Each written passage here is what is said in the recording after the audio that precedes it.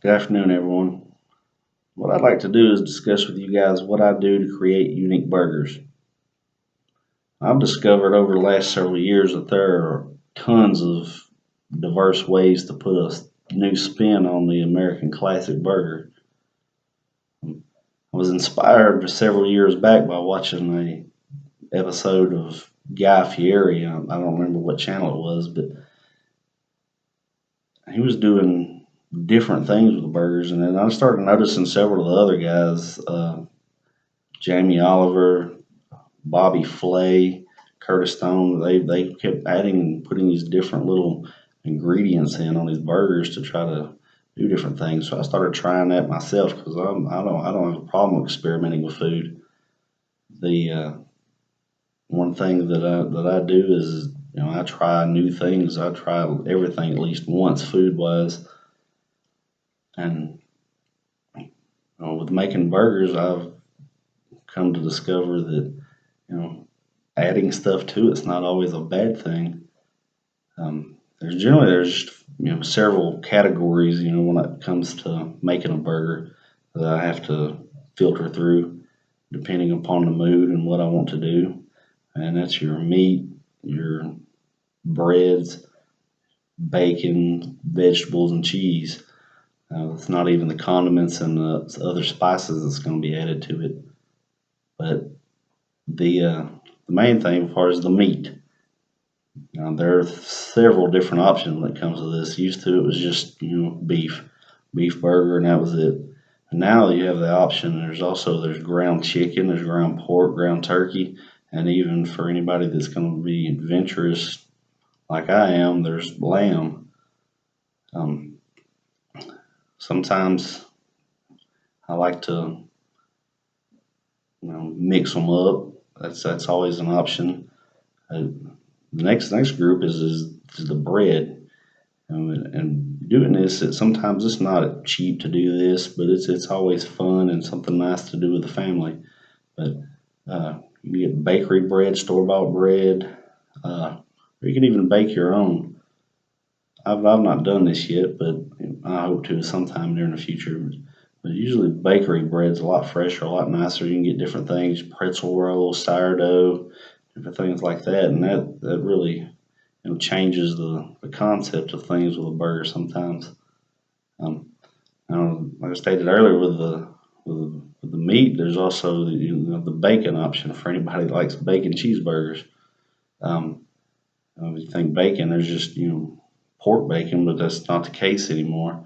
There's you got your honey cured, brown sugar, hickory smoked, different things like that. There's turkey bacon, and even something that's not really hit the shelf much yet is beef bacon. And if you really want to kind of twist things around a little bit, you can take and make a pork burger with beef bacon.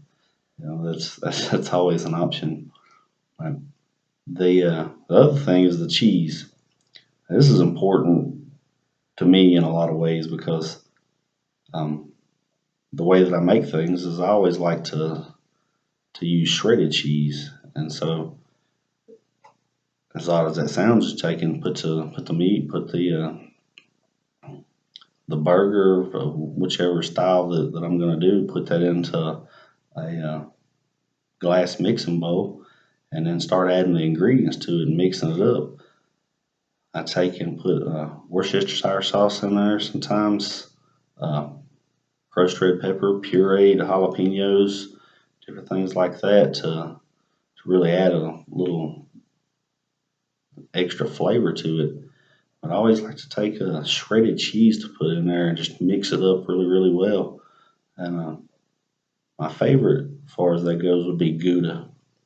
It has a unique taste to it that really does something for a burger. Uh,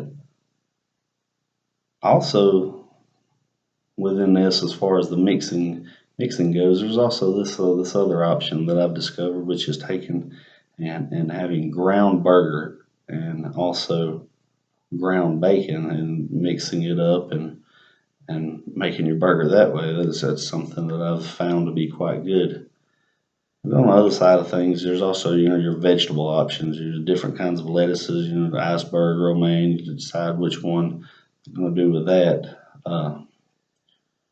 There's your tomatoes, the pickles, onions, different things like that. But I also like to add avocados to certain burgers.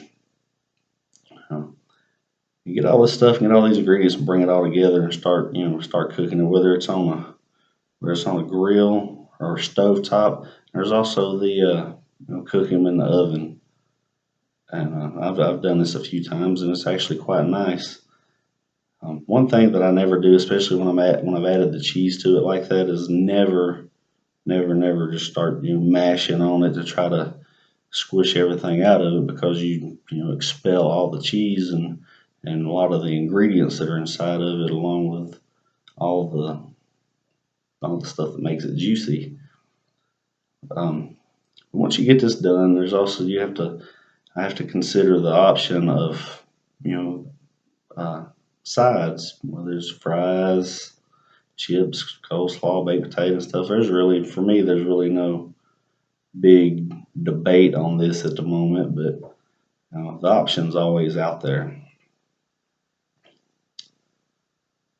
Uh, I've given some information on how I do things when it comes for me creating different burgers. There's so many different options, so many different things that I've already done, and the sky's the limit on it. I don't always do the same thing twice.